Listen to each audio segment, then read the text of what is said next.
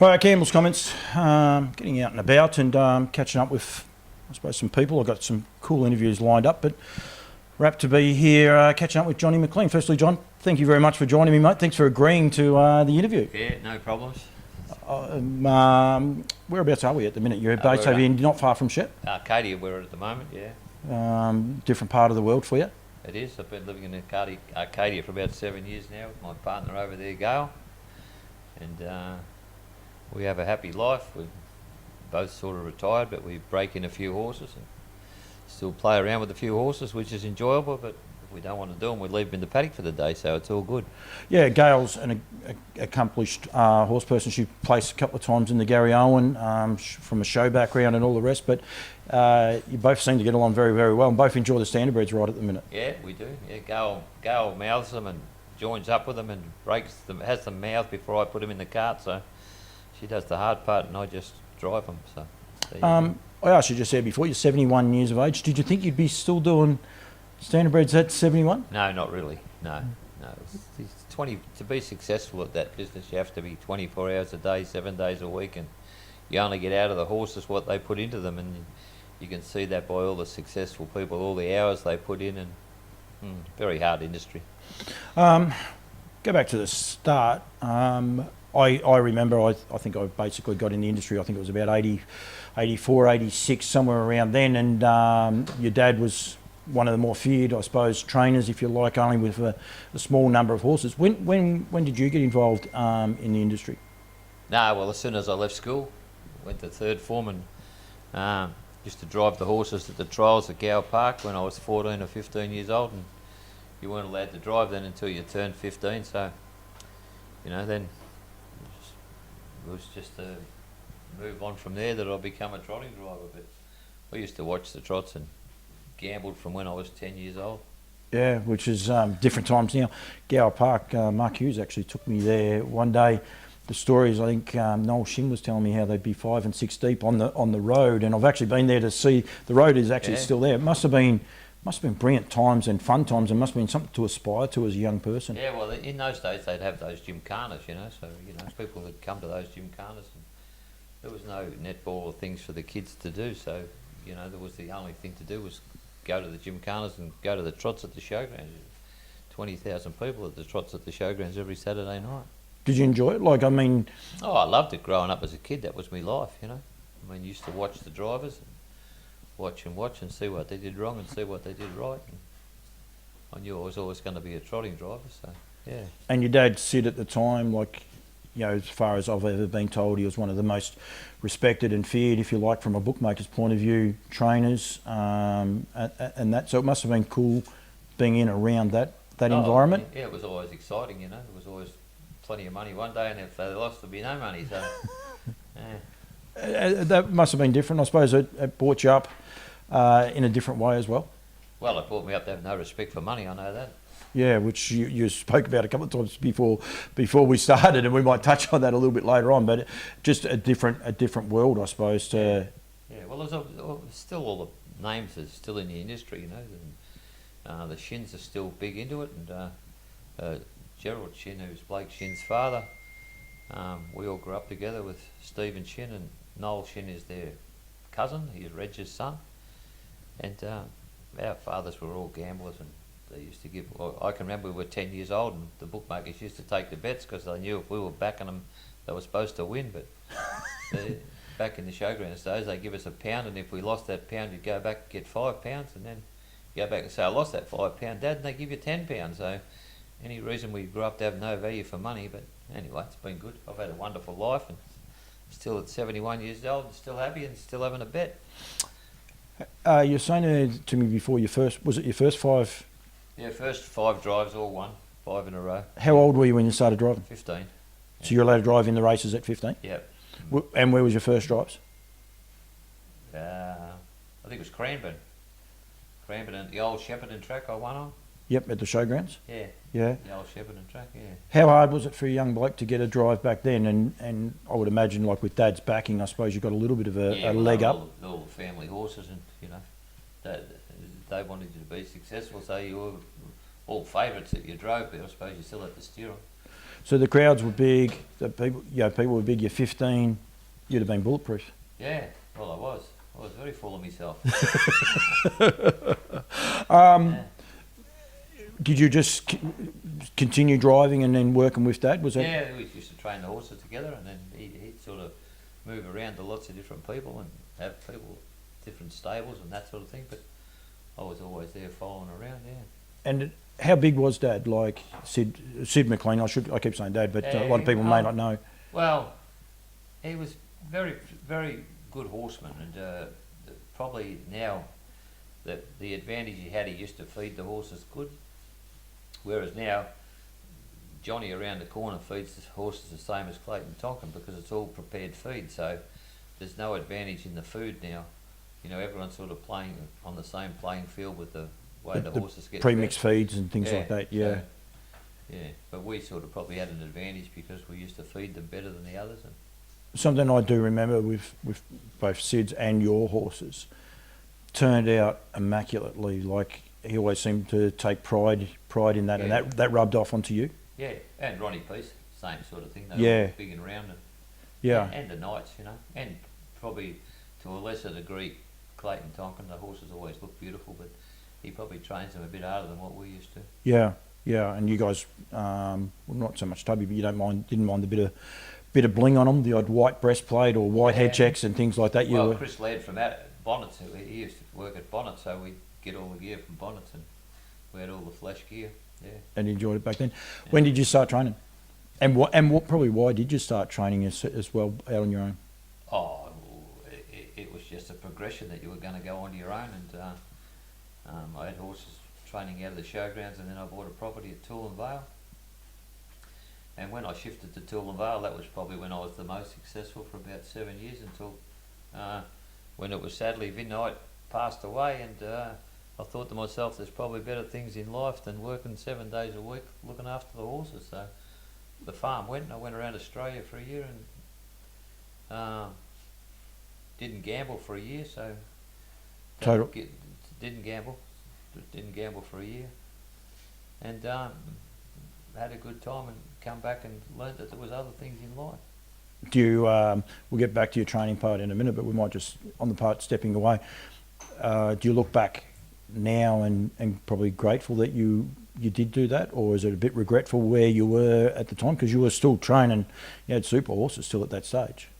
Yeah, probably sometimes it's a bit regretful that when I used to drive the horses that you'd, you know, in those days we used to gamble on them, and you know, you'd probably 28th of the month you'd have a horse in and it'd have an owner and it didn't win because you didn't let it win, and then the first of the month you give an owner a bill, so probably it wasn't very fair the way that we run it. I mean, yeah, I probably got regrets there.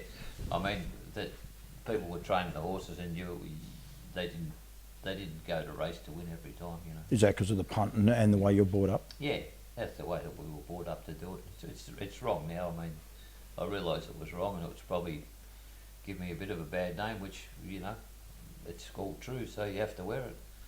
Yeah, well, I wasn't expecting that part, but by getting away, you're able to probably sit back and analyse yourself a bit. Yeah, well, I thought about it, and there's other things in life. I mean, so I've moved on, and that's a long time ago now since I give away the horses, and I've had a lot of different careers and directions and that, but I've had a wonderful life, been all over the world, and yeah, here I am, 71 years old, and back playing around with horses.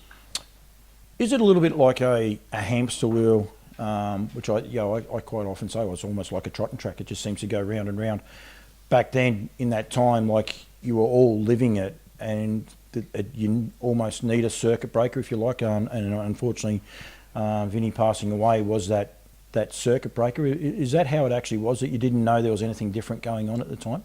Probably that's true, but I mean, you see these people now that they don't have holidays. You know, I'm actually going to Mildura tomorrow, and there's people that shepherd and trotting tonight that'll be at Mildura tomorrow. I mean, it's just so many hours and such a unforgiving sport, but everyone seems to love it. That's why they do it. If they went and worked in a pickle factory, as we say, getting $40 an hour and spending 18 hours a day, they'd be making a lot more out of that than they do out of the horses. but maybe not the in No life. satisfaction. No, No yeah, satisfaction. Yeah. which is what horse people are after, Yeah. isn't it? Yeah. You left. You went and worked. When you came back, you started working for Colleen Bamford. I think you said it. Colin and Kevin Bamford, they had a label factory. I worked there for about 12 years. And then I went and worked looking after people with disabilities, and got a lot of satisfaction out of that. And then I moved up here to be with Gail. That's about 7 years ago, and we used to go to the Duke of Horse Sales and buy ponies. And then a good friend of mine, Len Parker, said, "Oh, do you want to break some horses in?" So that was the start of it, and it's evolved since then. Well, we have all of Peter Gleason's horses, and I think we've broken in about 5 Breeders' Crown winners now.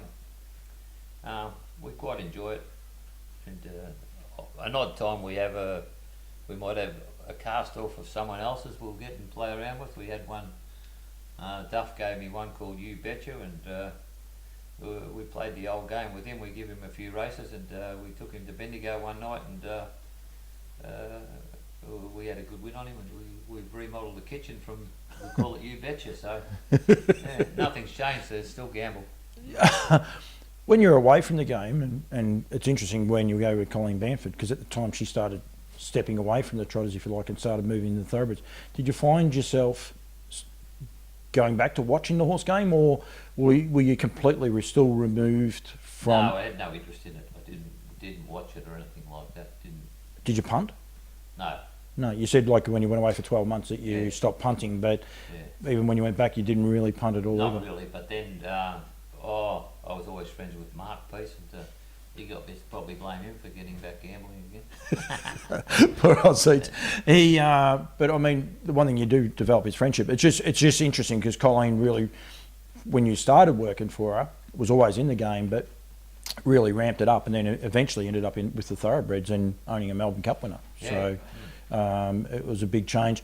You said then before you go to child services and helping people less fortunate than us, if you like, did you enjoy that part? I did enjoy looking after people like that. People, you'd be surprised. Someone like me, who you wouldn't think you'd have empathy for other people, but I certainly have got a lot of empathy for people. You've got to be made of the right stuff to do a job like that. Like I know a few people. The farrier's ringing. But I know a few people that do it. It's not a matter of just walking in and feeding a horse, if you like. Like there's so much more to it, isn't there? Yeah, it's a very rewarding thing, to make some people who go in a wheelchair and take them on a Ferris wheel or challenge them to do things. It's a very rewarding thing. And when you were 10 and 15, did you think that's what you'd be doing? no, I didn't think that when I was 10 or 15. No, all I used to think about was buying clothes and spending money. You had some flash clothes too, actually. That is one of my memories of you. Your driving career, we will go back now, if you're okay with that. We'll go back to your horse driving career. You said you drove your first 5 winners in the Cup. What sort of driver were you? I can remember you basically with Riverlea Jack, and then we'll get to those in a sec. No, I was a good driver. I could drive them good, but there was always another driver in the grandstand, so I used to go where I wanted to go, and I'd be in the races, I'd 3 back on the fence, and Gavin Lang would be outside me. He'd say, "Don't you push out on me, will you?" He used to say that to me, but I'd still push out if I wanted to. Yep, and obviously when you say before about the punt, if the punt wasn't on, you wouldn't worry about pushing him out, and you were going there. That's the one thing, like your stable and your brand was always, when the money was on, look out. Yeah, well, we used to bet. We used to bet. Yep. What did you say about Harold Park before with your driving career? Oh yeah, well that was it. I was the youngest person to ever drive a winner at Harold Park. That's still in the Guinness Book of Records. Were you 16 or were you under 16? 15. So it'll never be broken? No, they've got to be 16 now. Yeah. Well, that would have been a thrill. It was, yeah.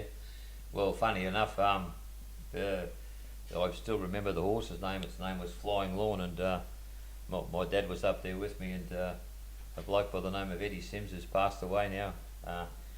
He said, you go to the front, and he said, just let Eddie go past you, and he'll show you what to do. Well, we got into the back straight at Harold Park, and there's horses coming everywhere. Next minute, this bloke on the leader pulls the whip and kicks away, so all I had to do was pull out in the straight and win the race. So, yeah. It would have been a massive thrill because I was fortunate enough to drive at Harold Park, and it was like a coliseum, but they had yeah. people over the back straight Yeah. too, I'd imagine, back then. All the back straight was full of people. You know? Yeah, yeah. We used to have the track attendants were the only Yeah. ones that used to be there when I drove, but Yeah. and a big thrill. So how many winners did you drive? Oh, I don't even know. I drove a few minutes. Yeah. Yeah. What's the best winner you drove? One I won the most money on, probably. Is that sad that you remember it like that? Do you think? Not really, no. No, it's probably. Who was the one that you won the most money on? His name was Cedar Lodge. He won the Warrigal Derby. Yeah. And there was Wayne Armstrong had a horse called Stroller. And Stroller won first leg of the Daily Double, and I won the second leg of the Daily Double. And I think we got about 60,000. Wow. So, yeah. Did you feel the pressure when you're driving? No, because you probably lose the money in the next fortnight gambling. It was just like that. It was just Yeah. this up and down roller coaster, and you just accepted it No, well, you live a high life. You go to all the best restaurants in Melbourne. And while you could. had a good life. Yeah, all Yeah. been good. No regrets. Your training career. There's a picture of Riverlea Jack, and Gail said to me there before, like, isn't he beautiful? I can remember him, like as he walking around parade rings. I think it was a Kilmore Cup. I think, did you have both him and Bronski beat? Yeah, they run first and second. Yeah. And the turnout of those two on that day, they were both immaculate horses. But for a plain bay horse, if you like, Riverlea Jack, there was just something about him, wasn't there? Beautiful horse. He had character. Yeah, yeah. Was he the best you've trained? Oh, he was fast. Yeah, he was good. Yeah. Had one called Game Action that won 5 in a row. He probably would have won. Brian Gath used to drive me. He said he would have been competitive in a Miracle Mile, but he run in the stable one day and knocked his hip down. That was the finish of Game Action. But you won't get another one like Ripley Jack. No. He won. It's quite interesting, like we say now, that everyone keeps saying that you can't race the 2-year-olds in April and things like that. Back then, he won the 2-year-old at Kilmore Cup Day, Yeah, jumped out of his gear. which on was the on home, October. Jumped out of his gear on the home turn and got belted with a whip, which used to be a bad thing. I used to do, whip him. Oh, you drove him on that occasion? Yep. And he still got up? He still won, yeah. Yeah. Did you think he was a good horse at the time? I knew he was good from day one. Yeah, we knew he was good.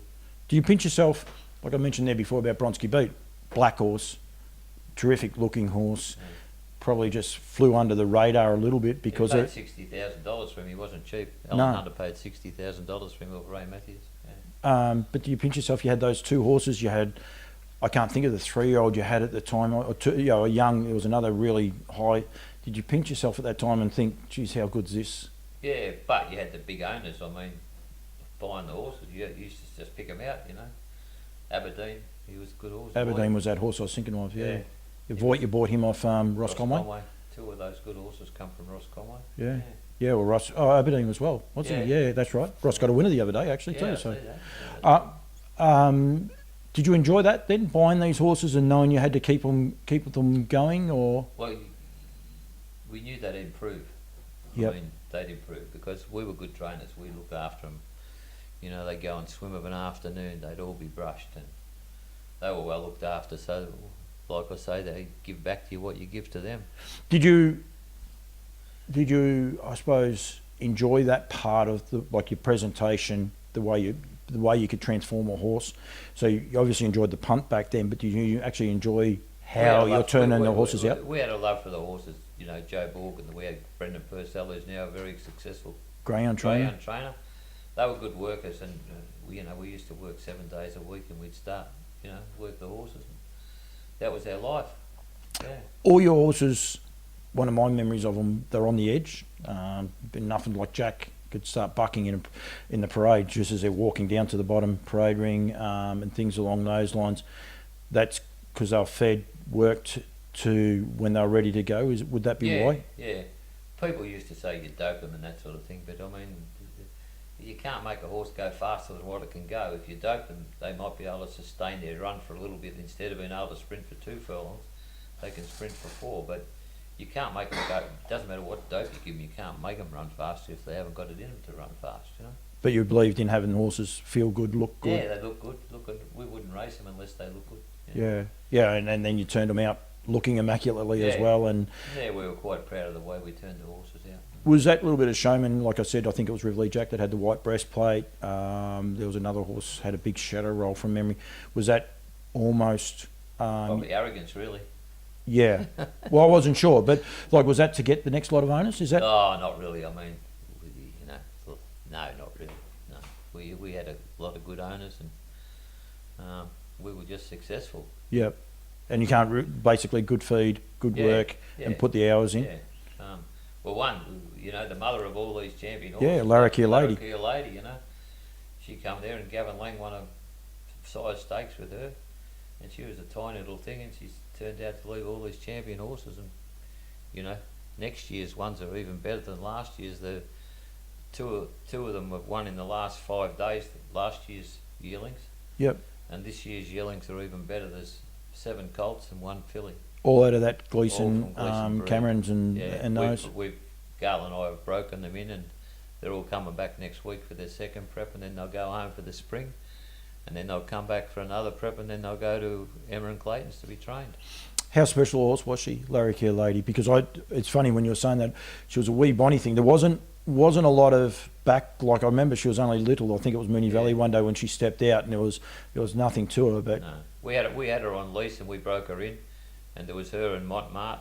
They were about on par, and we had her on lease for 4 years. And when she turned, we had her on lease till she was 5 years old. When she turned 4 years old, I said to Peter, we might as well surrender the lease and send her home early so she can have babies. So, yeah, Peter Gleason, he worked for Darky Wilson, so I've known Peter since I was a kid.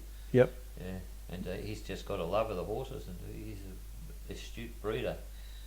Plenty of people have had a good breed of horses and they've messed them up. Yeah. There was Worthy Stabley from Gordon Rothicker. He went to the wrong stallions and all that sort of thing, and they all went west. And then the Abrahams had Argent. Yep. And she left Gyro, and then the breed didn't go on because they didn't do the hard work what Peter Gleason's done, all the research.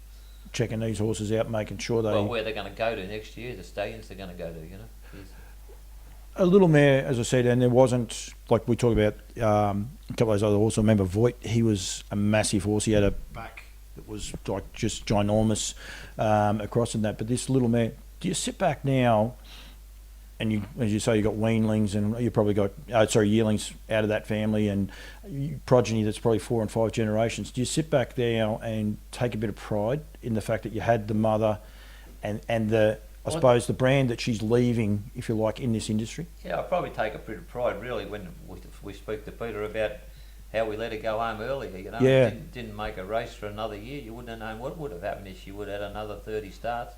Did you regret it at the time? No, she wasn't good enough. Yep. Yeah. No. But so you were happy though to breed from her. I don't think you raced any of the progeny though because you would have been out. No, but I could get more horses from Peter, so you give that one back and get some more. Yeah.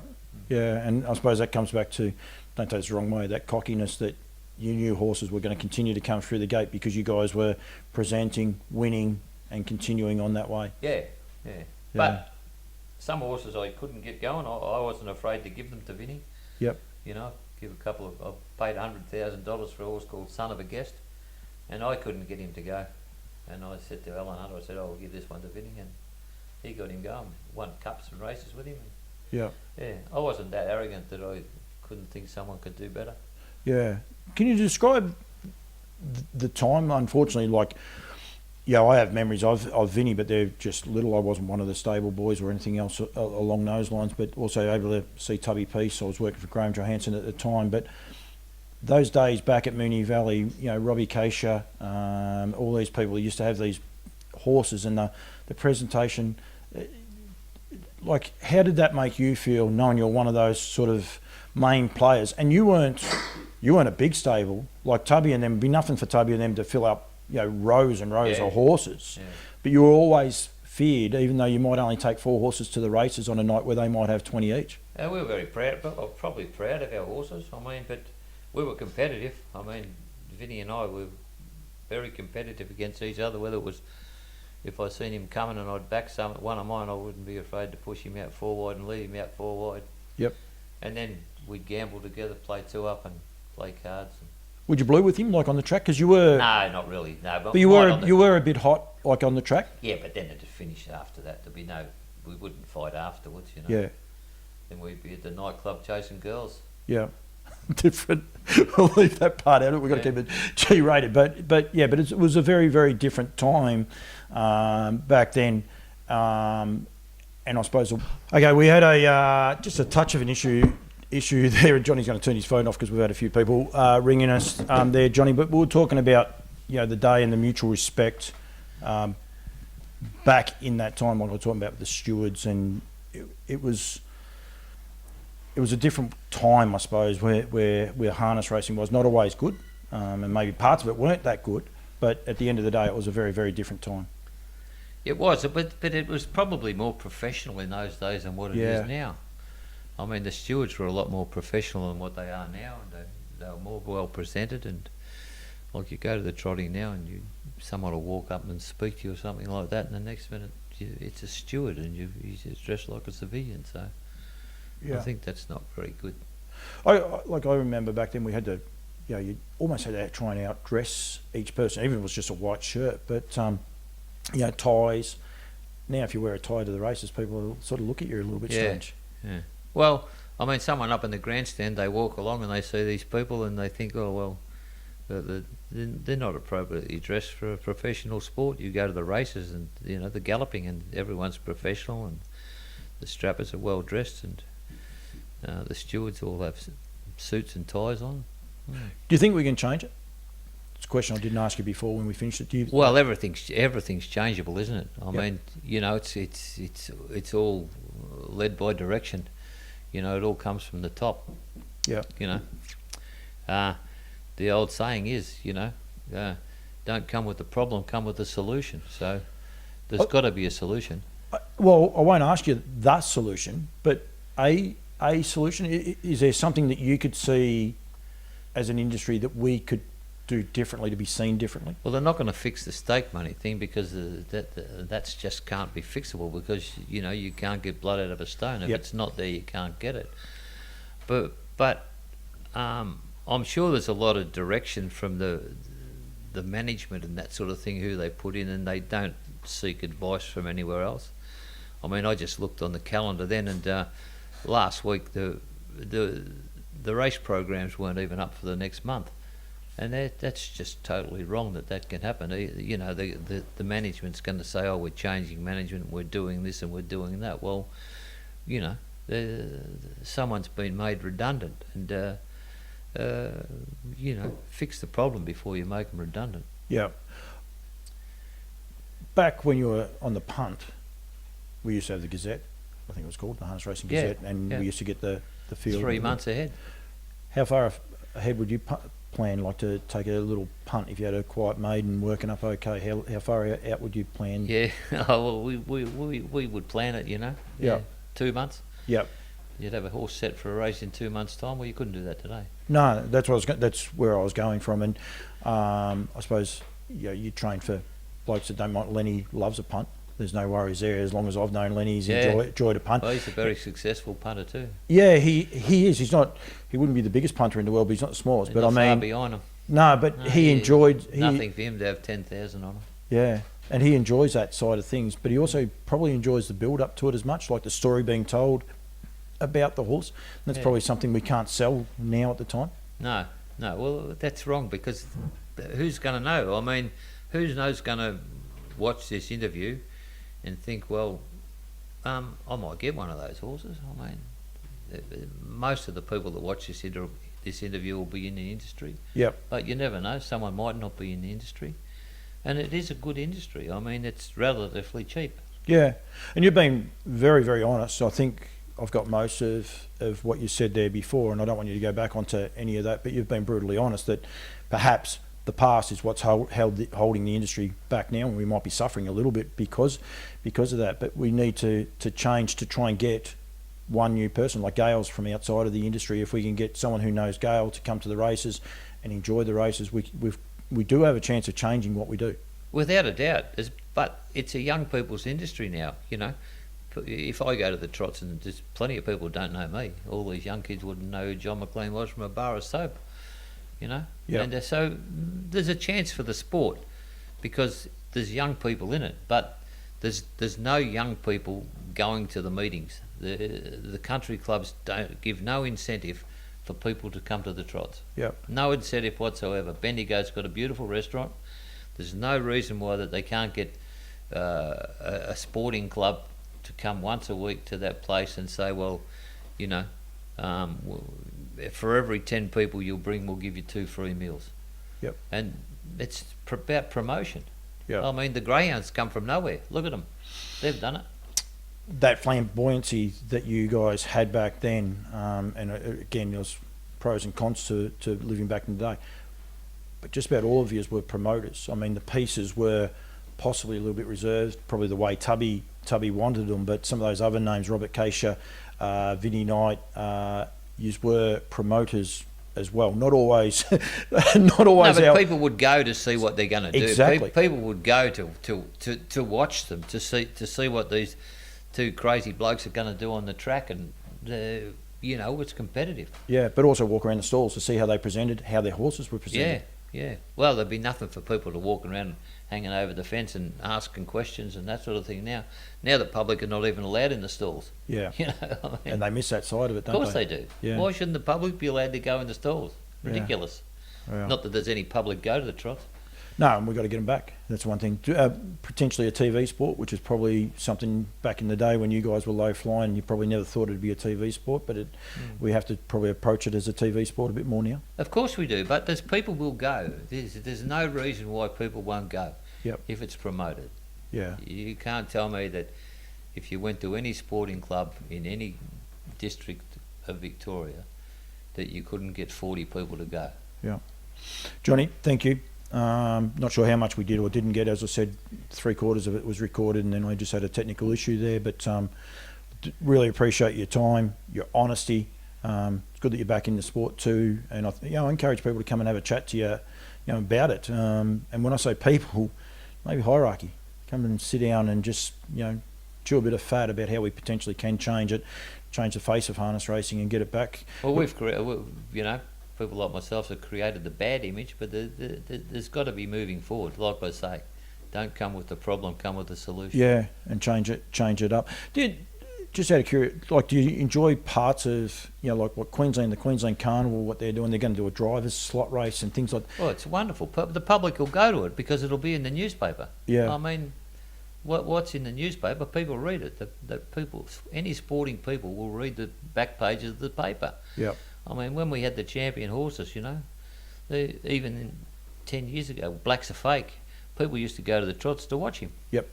Yeah, and be there and see him and leap to fame. Yeah. Now I think he's that same sort of horse. Yeah. They drag people to But the races. people are talking about this Queensland thing. I mean, Clayton's taken 20-odd horses up there. Yep. So people will be talking about it. That'll be publicity and people will go. Yeah. People will go to the trots. Yeah, and need to. Johnny, thank you. Gail, thank you very much as well. Lunch and coffee, and really appreciate a little bit of time, mate. And thank you very, very much for the chat. Right.